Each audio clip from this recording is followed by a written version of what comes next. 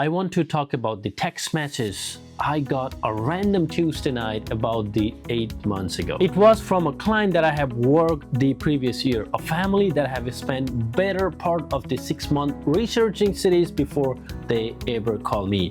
And a message just said, "Khem, we were at the Finger Lakes this weekend and my wife started crying." Not sad crying, just to say she couldn't believe this is actually life now. I sat with this message for a while because that is the one thing about the Rochester that almost impossible to explain to someone who never been here. It is not a city that you overly hate with the how great it is. It does not have a skyline that makes your jaw drop or the reputation that pursued it. It will earn you slowly, and one day you will sitting at the winery on the Seneca Lakes on a Saturday afternoon and it hits you all at once. That family story is what this video is all about, because I think it is the most honest version of what a Rochester relocation experience actually feels like, from the uncertainty at the beginning of the text message at the end.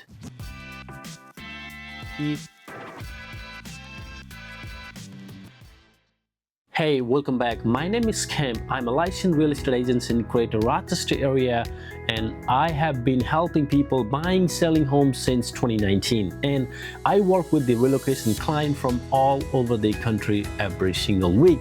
And here's the thing that I have noticed over the year. The family who had ended up happiest in Rochester almost never had it at the top of their list. They find it sideways. They stumble into it. They look somewhere else entirely, and Rochester come up in a form, or the friends mention it, or they watch a video at the middle of the night and something crack, and then they came here and something happened that is hard to articulate but very easy to recognize when you see it. They relax. Now, the way you relax on the vacation, the way you relax when you realize that you have finally stopped looking. This is one of those stories, and I am telling it because I think it might be your story too. Let me set the screen for you, because I think you need to understand where this family were before Rochester. It's not just how they ended up. Marcus and Priya, I have their permission to use this first name, had been looking outside the Washington DC. My client have lived outside the Washington DC for about 9 years. Both work in a healthcare fields. One is a healthcare IT, one is the medical research administration, and 2 kids, 8 and 11 years old at the time. They own a townhouse in a northern side of Virginia suburb that they had bought in 2017 and was appreciated dramatically. By 2024, on the paper, they were doing great. In practice, they were exhausted. The commute was one thing Marcus keep coming back to when we eventually talk. He was spending roughly an hour and 25 minutes just in a car each way on a normal day. It's not a bad day, a normal day. He had to done a math at some points and figure out he was spending equivalent to a rough 3 hours working hours per week just sitting in the traffic. His kids were getting older and he keeps feeling like he was watching their childhood through the car windshield. Priya's issue was different but connected. They were spending around 42% of their combined taking home on housing, mortgage, taxes, and HOA that seems to find a new line items every quarterly. She described to me later as feeling like they were working to pay for the right to keep working, and they were not struggling, but they were not building anything either. Every month the cycle reset and they went back to zero. So they started looking, not casually but systematically. Marcus built a spreadsheet. Of course, he did the Charlotte, the Raleigh, Columbus, Pittsburgh, Richmond, Indianapolis. They researched cost of living index and school district rating and median home price, crime statistics, job market strength in the specific sector. They were throughout and they were organized. After about 4 months of research, Marcus told me later that he was more confused than when he started, because here is the thing about the research from a distance. It tells you about the number, but it does not tell you whether you feels like yourself when you get here. Rochester was not just a spreadsheet, not organically. The way Priya described it to me, it was a Tuesday night. Both kids were finally in bed and she was on her laptop doing yet another round of research, and she fell into a YouTube video rabbit hole. She has been watching a video about the Pittsburgh, and one of the suggested video in the sidebar was a Rochester. She kept skipping it. Upstate New York did not match the mental image she had built where they are going, and she associated with the coal and gray and a Kodak's decline and a Rust Belt story she thought she already understood. But she was tired and the video started playing and she did not stop it. She texts Marcus from the couch. He was already upstairs. The text was, "Come look at this." He came downstairs and they watched a full video together, and something shifted. They couldn't fully articulate about what was first. Priya told me later it was the absence of hype. Every other cities they had been researching feels like it was selling itself. Content were polished and the aspirations and vulgarly adjusting because it was performing. The Rochester content they were watching feels like someone just showing you a place. Here is the canal, here is the park, here is what the Saturday morning looks like. No soundtrack designed to make you feel urgency. Just a piece being yourself. Marcus, who is also an analytic person, pulled up the numbers of the Rochester that night and almost as reflected. And the number did something that other cities had not done. They made sense all at once. Medium home price that were not just affordable but also straightly so compared to the Northern Virginia, a job market with 2 major university hospital system and a multiple larger employee, genuine infrastructure in the both professional field. The property tax were require attention, but he noted them carefully. But overall cost picture that when he modeled into against their income and showed them getting the place actually financial breathing room rather than prepared trade water. They sleep on it and then they started planning a visit. I get a call out of state buyers all the time who want to compare their first visit into a single day. Fly in, seeing some homes, fly out. I always push back on that, not because I need more time, but Rochester is a place you need at least 2 full days to make it case. The first day you are adjusting and the second day you start actually feeling it. The Marcus and Priya did it right. They came here for a larger weekend in early October, which I will say it is the absolute and the single best possible time to visit Rochester. The fall colors in this part of the New York State is stumble, and it is the kind of thing that makes you pull car over. I picked them up from the airport and the first things Marcus said me was, "I want to understand the commute before I look at any homes," which told me something about him. So we started there. We drove from airport to downtown and 20 minutes. We drove from east side of suburbs to the medical center, Kadariya. 8 minutes. We drove from what would be a realistic home purchase location in a Fairport or the Pittsford to be a tech and research Kadariya near RIT. 22 minutes on a Friday afternoon. Marcus kept looking at the clock on the dashboard, not because he was re-collaborating. 9 years of Northern Virginia traffic has trained his body to expect certain amount of tension when he get in a car. That tension was not materializing. It took him a little while to figure out what the feeling was, and it was just the absence of the stress, which sounds simple until you realize that you have been carrying that other things for so long you stop noticing it. Priya's movement was different. We were driving through one of the suburban neighborhood. I want to show them and she asked me to stop the car. Not the house I was going to show them, just a regular residential street. She got out and stood there for a moment looking into a trees and a sidewalks and an afternoon light and the genuine scale of everything. Then she got back in and said, this is a neighborhood where my kids can ride their bike, and I know that's a right thing. The Rochester was going to win. I'm going to tell you about this Saturday morning because this was the part of their story Marcus brought up unprompted every single time we talk about why Rochester worked for them. It was the second morning of their visit. I had struggled. They have spent morning without me as a family walking throughout the Pittsford village and a canal area.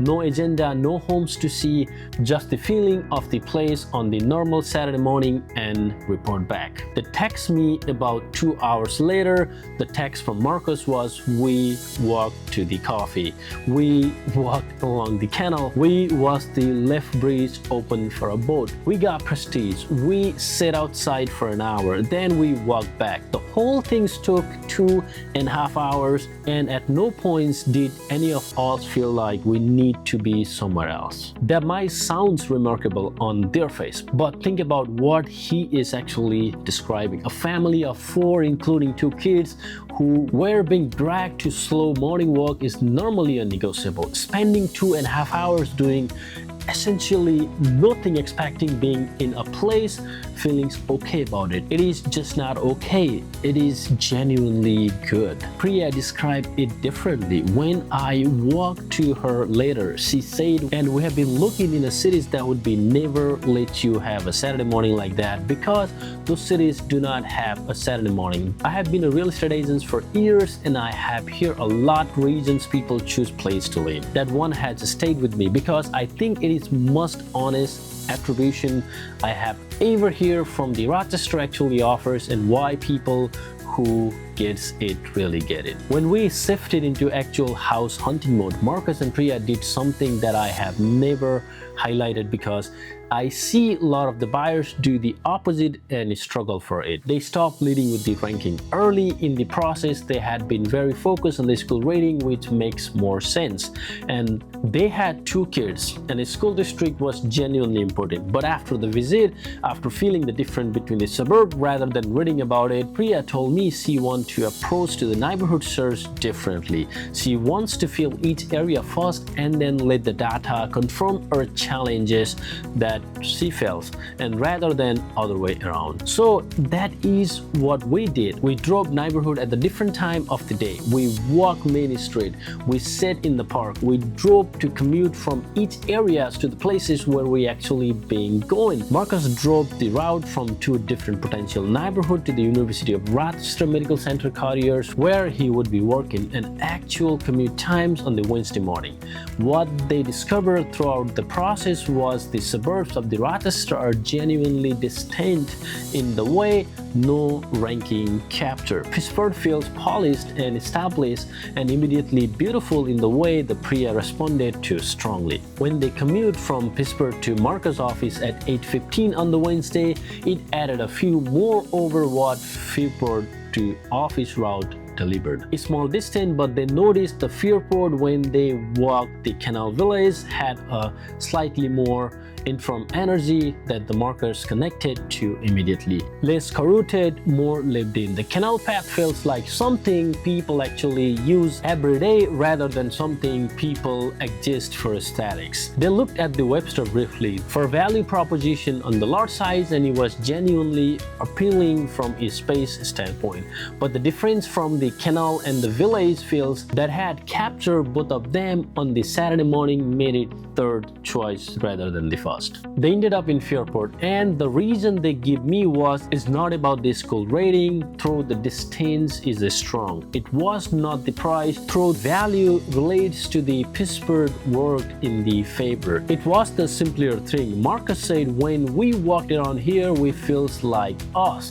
That was the whole answer. And I want to tell you what the first years in the Rochester actually looks like for this family, because relocation content trends to end at the closing table, and think about the post-movie story is most useful part. The first couple of months were adjustment. I want to be honest about that. Marcus and Priya both told me that the first few weeks felt quicker than expected. Not bad quit, just notably different from the ambitious birds they had lived inside for 9 years. There were evenings where Priya found herself wondering if something was missing, and then realized she was actually feeling was absence of the background stress, which took some getting used to and the way your ear adjusts when the noise that has been consistent finally stopped. By the month 3, the adjustment was completed, and what repeat was something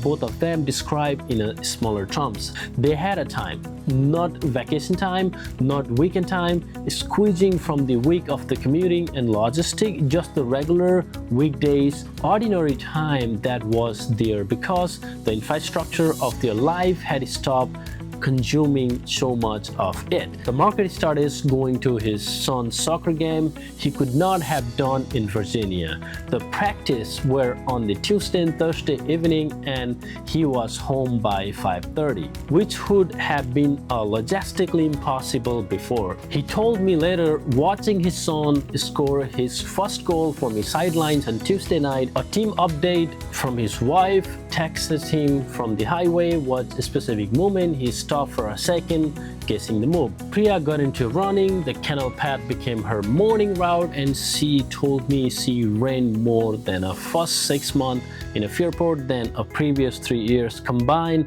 because the access was imminent and the path was flat and beautiful and never required to have a plan around it. The kids who have been quite concerned underneath everything, the factor both parents were most anxious about disrupting at a faster than either parent expected. The older one made a close best friend within 2 weeks of school. The younger one had been anxious about the move into the way the kids pick up a parental anxiety. They started telling people from the school they lived near by the canal where both went through a bridge that left up. He described this as the most important fact in his life. The family tax I get at the 8th month, the one I mentioned at the beginning of this video, came after the weekend trip of the Seneca Lake. First winter visit, lunch at the water, and the kids running around outside while the Marcus and Priya sit at the grasses looking at the lake and at each other. Priya cried, happy crying, the kind of happiness when something you hoping for turns to be a real. I had told this story to the other clients who are in the middle of their own search, in the frustrating middle phases where they have done all of the research and nothing is clicking it. And the reaction I get is consistent. They recognize themselves into it. The research paralyzed, the feeling that every city has something right and something wrong and the perfect combination doesn't exist. The exhaustion of the evolving options that all similar on the spreadsheet. The sense that they are searching for something they cannot quite name.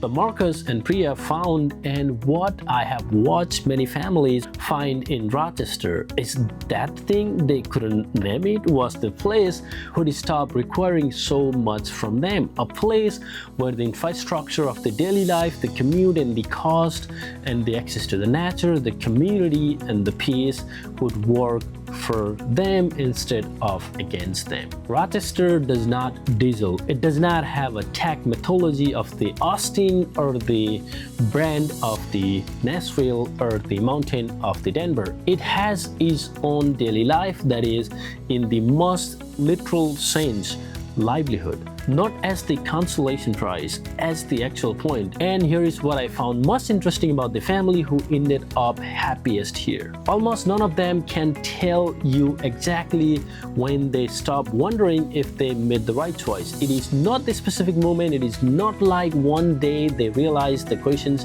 that has occurred to them in the while, because the answer is sitting right there on the Tuesday night soccer practice and the Saturday canal walk and the text from the Finger Lakes winery that contains more continued than 9 years of the suburban Virginia managed to produce. That is Rochester. This is what this place does when you let it. If any part of that story felt familiar to you, I would genuinely love to talk.